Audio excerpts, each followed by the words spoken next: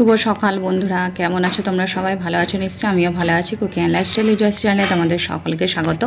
আরও একটা ব্লগ নিয়ে তোমাদের কাছে চলে আসলাম। একদম সকালবেলা রান্নাঘর থেকেই শুরু করেছি আজকে দিনটা। তা চলো আস্তে আস্তে দেখতে থাকো, তোমাদের ভালোই লাগবে। আর আমার সকল বন্ধুদের জানাই অনেক ভালোবাসা। তা চলো সকাল সকাল রান্না শুরু করে দিয়েছি। আর এখানে দেখো ভাতও হয়ে গেছে, ভাতের ফ্যানটা নামাবো। একটার পর একটা কাজ করছি আস্তে আস্তে। আর গরম যা পড়েছে মানে বোঝাই যাচ্ছে এবার প্রচণ্ড গরম পড়বে। তা যাই হোক, গরমের জন্য আগে থেকে প্রিপারেশান ওই জন্য নিয়ে নিচ্ছি। হ্যাঁ, তা কিছু করার নেই, চলো আস্তে আস্তে কাজ তো করতেই হবে, গরম হোক যাই হোক। তবে আজকে ভাবলাম কি বলো তো, কাজটা একটু তাড়াতাড়ি এই কারণে শুরু করলাম যাতে আমার একটু কাজ আছে সেই কাজটা যাতে করতে পারি। কেন ঘর বাড়ি পরিষ্কার পরিচ্ছন্ন থাকলে না তাহলে দেখতেও ভালো লাগে আর করতেও ইচ্ছে করে।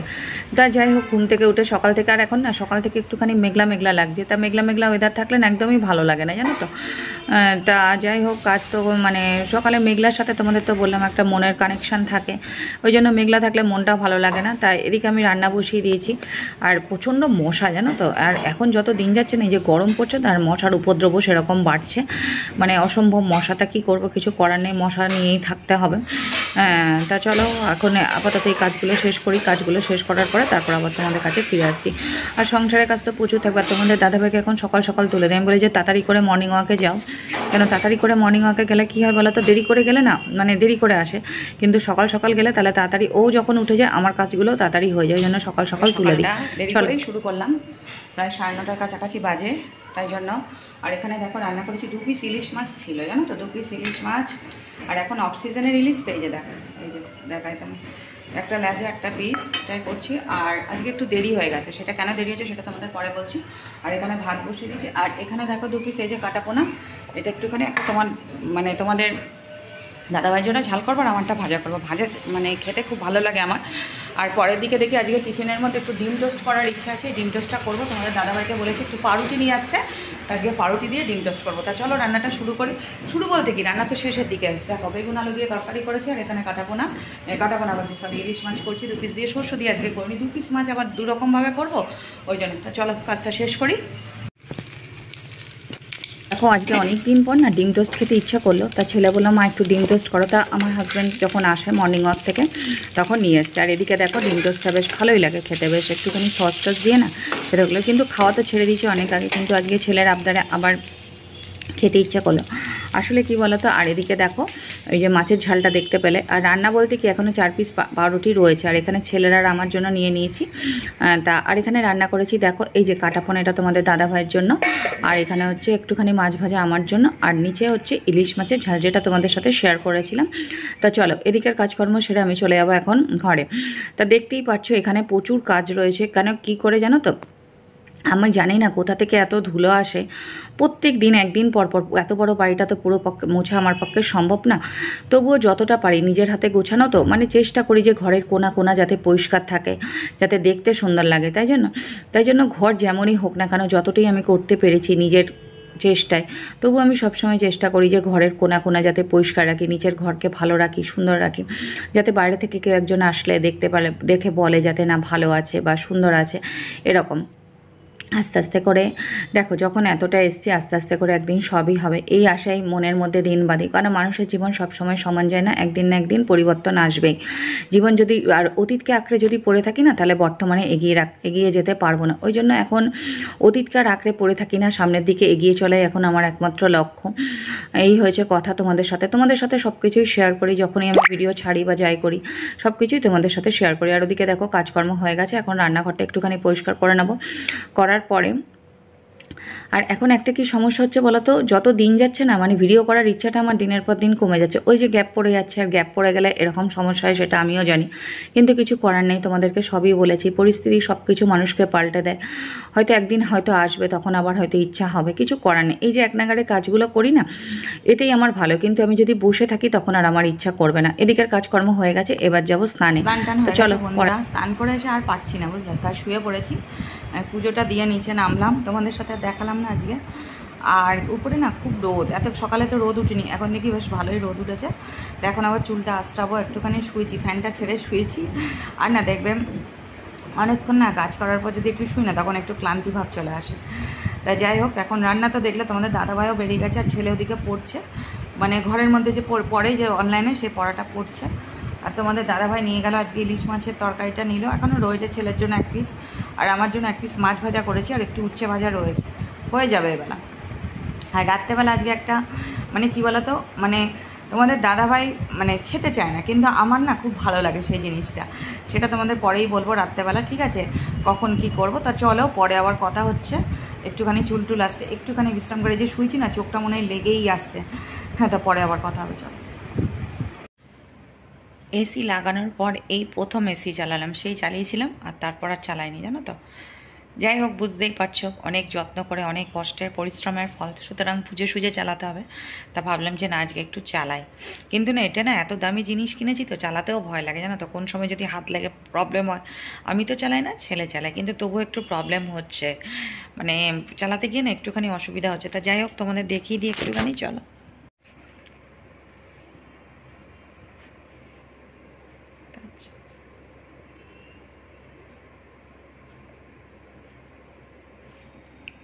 শুয়ে আছি,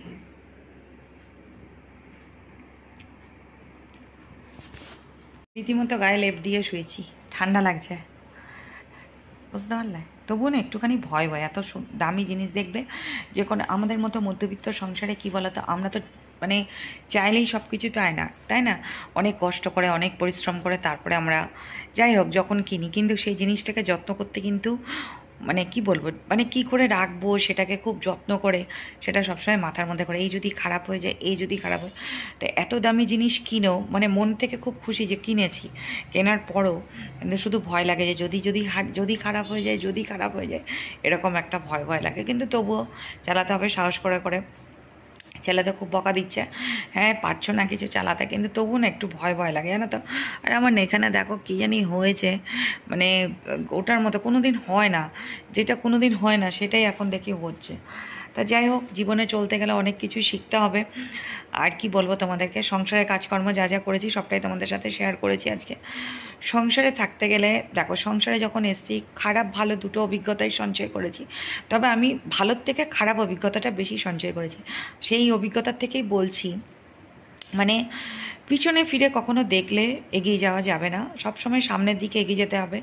অতীতটাকে ভুলে যদি সামনে এগিয়ে যাওয়া যায়, তবেই যদি জীবনে কিছু করা যায়, কিন্তু অতীতকে আঁকড়ে ধরে থাকলে হবে না। সেটাই আমি তোমাদেরকে বললাম, একটা সময় অনেক কষ্ট করেছি, অনেক স্যাক্রিফাইস করেছি, অনেকের অনেক কথা শুনেছি, তবুও দেখো মনটাকে শক্ত রেখেছি, ধৈর্য ধরেছি।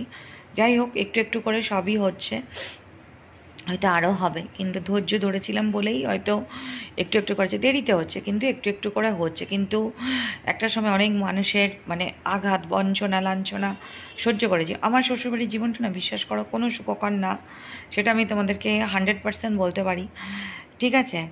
তা কিছু বলার নেই। তা চলো, পরে কথা হবে। অনেকক্ষণ পর আসলাম বন্ধুরা, আর কি গরম পড়েছে দেখো, চলো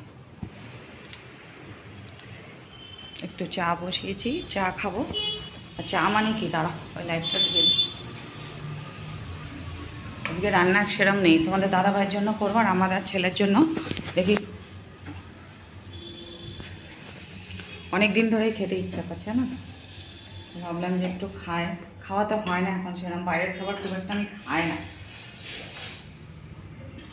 চাটা খাবো এখন, চাটা খেয়ে, আর দেখবে চিনি ছাড়া দুধ ছাড়া চা খেতে ভালো লাগে, তবুও খায়, মনে চা খাচ্ছি না কি খাচ্ছি জানি না, এই হয়েছে কথা। ভীষণ গরম গরম লাগছে, ভীষণ গরম, তাহলে আস্তে আস্তে গরমকাল পড়ে গেল বলো। বাইরে একটু দাঁড়িয়েছিলাম, চলো, বাইরে একটু ঠান্ডা ঠান্ডা লাগে, কত লোক যায়, বেশ ভালো লাগে।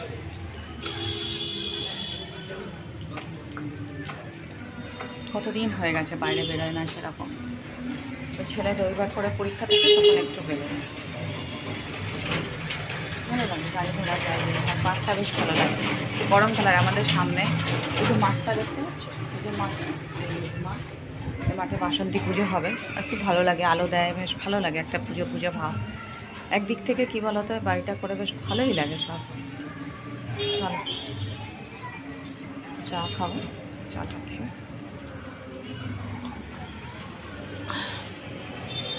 বেরোবো, আবার একটু দেখি দোকানে যাব। তোমাদের দাদাভাই খাবে না, সে পছন্দ করে না, আর ছেলে ওদিকে পড়ছে, চলো, এসি চালায় না গো এখনো, মধ্যবিত্ত সংসার হিসাব করে না চললে হবে? রানি চালায় না, এই যে এসি রয়েছে এসির জায়গায়, চালাও, এখনও সময় আসেনি, চালাও। মার শরীরটাও আজকে ভালো না, মনটাও ভালো লাগছে না। দেখবে বিয়ের পর না মেয়েদের অনেক কিছু স্যাক্রিফাইস করতে হয়, তখন সংসার হয়ে যায় না, সংসার হয়ে গেলে তখন আর দেখবে সব কিছু তখন আর হয় না। কিছু কিছু ক্ষেত্রে হয়, তবুও মা বাবাই হয়, তাই না? মার শরীর খারাপ হলে মনটা খারাপ লাগে, বাবার হলে তাও মা তো দেখতে পারে, কিন্তু মার শরীর খারাপ হলে মানে আমি যতটা পারি, দেখ বিয়ে হয়ে গেছে বলে তো বাবা মার প্রতি দায়িত্ব কর্তব্য, যেহেতু আমার দাদা নেই কোনো, সুতরাং আমাকে আমার কর্তব্যগুলো করতেই হবে। তাহলে আমি নিজের মন থেকে স্যাটিসফাইড হবো যে না এরকম।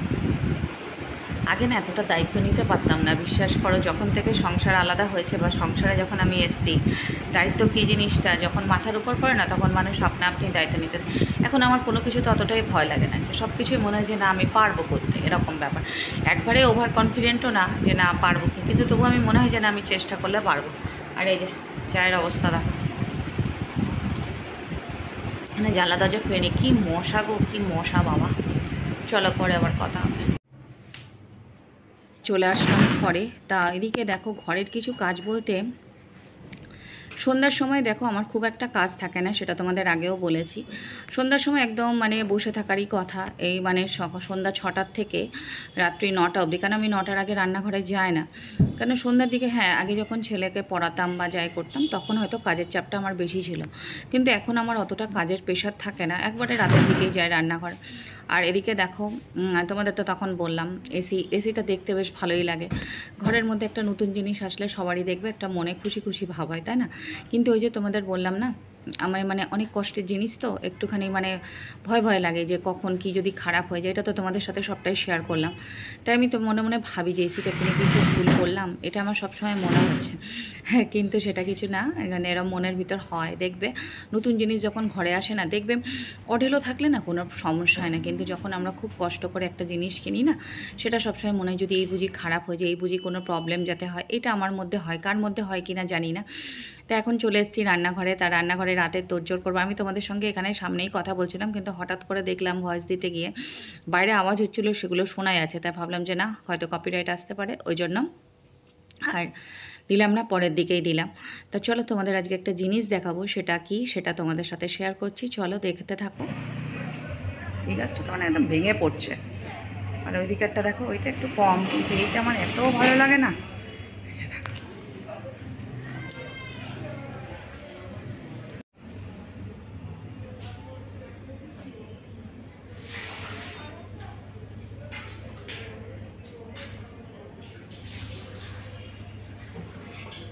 মাংস যেদিন হয় মানে মাংস, আমরা তো এমনি রুটিটা কম খাই, সেদিনকে না মাংসটা গরম গরম তো একটু চালটা বেশি লাগে, এই চালটা দিয়ে নিই। চল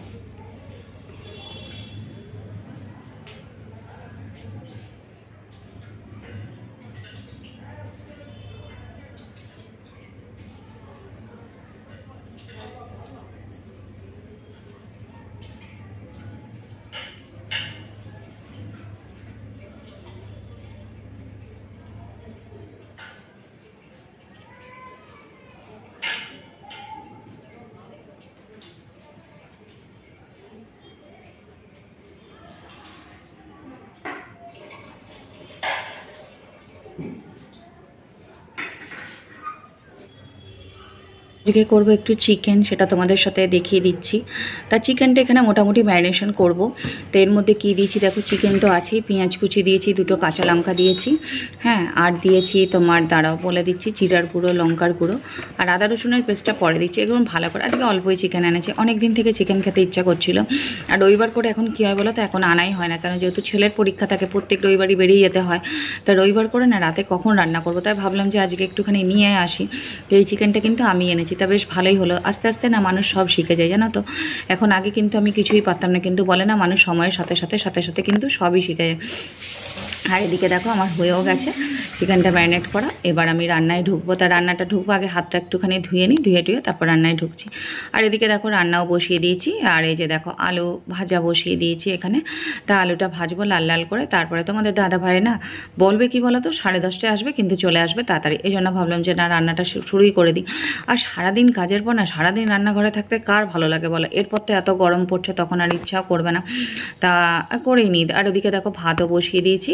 আর এদিকে মানে আজকে ভাত আর ওই চিকেনের ঝোলই করবো, কেন গরম। আর আমার না গরমকালে না একটু হালকা পাতলা খেতে বেশ ভালো লাগে, বেশি কষা কষা আমার একদমই ইচ্ছে করে না।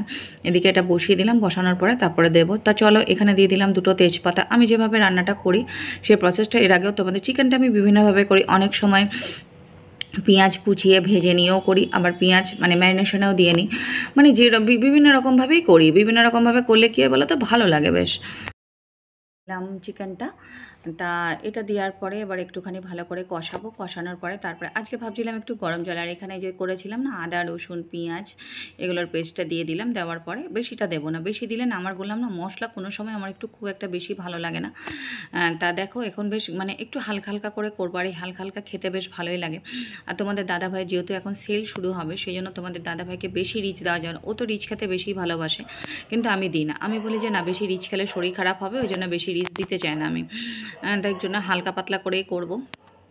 আর না মাটনটা তো আমাদের খুব একটা খাওয়াই হয় না এমনি। যে আমি দেখো, আমি ভিডিও যখন করি আমি সবসময় সত্যি কথা বলি, আমাদের মতো মধ্যবিত্ত সংসারে মাটন খাওয়া মানে ভীষণ বড় ব্যাপার, তাই না? আমরা হয়তো 2 মাসে 3 মাসে হয়তো একবার খেতে পারি, কেননা যার দাম সেটা আমাদের পক্ষে সম্ভব না। কেন সুযোগ বুঝে মানে ওজন বুঝে আমাকে ভোজন করতে হয়। আমাকে যদি আমি মানে এর বাইরে গিয়ে করি, মানে আমার নেই ওজন, হয়তো আমি কম, আমি আমার অর্থ আছে কম, কিন্তু আমি স্বপ্ন দেখি অনেক কিছুর, মানে এই খাবো সে, কিন্তু সেটা করলে তো হয় না, তাই না? যাই হোক, আমাদের হচ্ছে মধ্যবিত্ত সংসারে আমাদের এইটুকুই যথেষ্ট। আমরা খুব সাধারণ। আর আমি সবসময় দেখো, আমি যেভাবে আমি যাই হোক খেতে চায় না জানো তো, জোর করে তারপর সেই ঝুট ঝামেলা করে তারপর খাওয়াই। আচ্ছা তোমরাই বলো, তোমরা আমাকে একটু বলো তো এই গরমকালে কি বলো, বেশি রিচ খাবার খাওয়া ভালো? আমি সবসময় বলি কি একটু হালকা পাতলা করে খাই। আচ্ছা এদিকে দেখো কষানো হয়ে গেছে, যত কষাই তত খেতে টেস্ট হয়। আর আমার ছেলে তো আমার মানে ভীষণ বলে, মা তুমি এরমভাবে রান্না করো, ওর কোনো সমস্যা নেই, কিন্তু তোমাদের দাদা ভাইয়ের হচ্ছে সবচেয়ে বেশি সমস্যা। আর এদিকে দেখো মাংসের ঝোলও দিয়ে দিয়েছি, বসিয়ে দিয়েছি। পাতলা পাতলা করে এই যে দেখো একদম গরম, যদি বেশি কষা করি না, গরম তো এত বেশি কষা খাওয়া ভালো না। আর তোমাদের দাদা ভাইয়ের স্বভাব হচ্ছে বেশি একটু গাঢ় গাঢ় ঝামেলা করে রীতিমতো। আমি বললাম যে না, এরকম হালকাই করবো, আর হালকা এরকম পাতলা মুরগির ঝোল খেতে আমার খুব ভালো লাগে। তা চলো এটা এখন ঢাকা দিয়ে দেবো, এটা হোক আস্তে আস্তে, ঠিক আছে? এটা হোক আস্তে আস্তে। ভীষণ গরম, ভীষণ, মানে গরমকাল যে পড়ছে এটা বোঝাই যাচ্ছে, খুব গরম।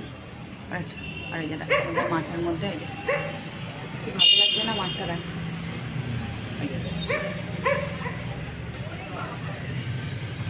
তোমাদের দেখা একটা। তো চলো বন্ধুরা, আজকের ভিডিওটা দেখানোর কিছু নেই, তোমাদের দাদা ভাইরাও আসার সময় হয়ে যাচ্ছে, আর তোমাদের একটুখানি মাঠের দৃশ্যটা দেখালাম। আর আমাদের এখানে না সারাক্ষণই লোকজন থাকে, বেশ ভালো লাগে বুঝলে তো, সকাল বিকাল সারাক্ষণই থাকে। তাই এরকম মনোরম পরিবেশে খুবই ভালো লাগে আমার।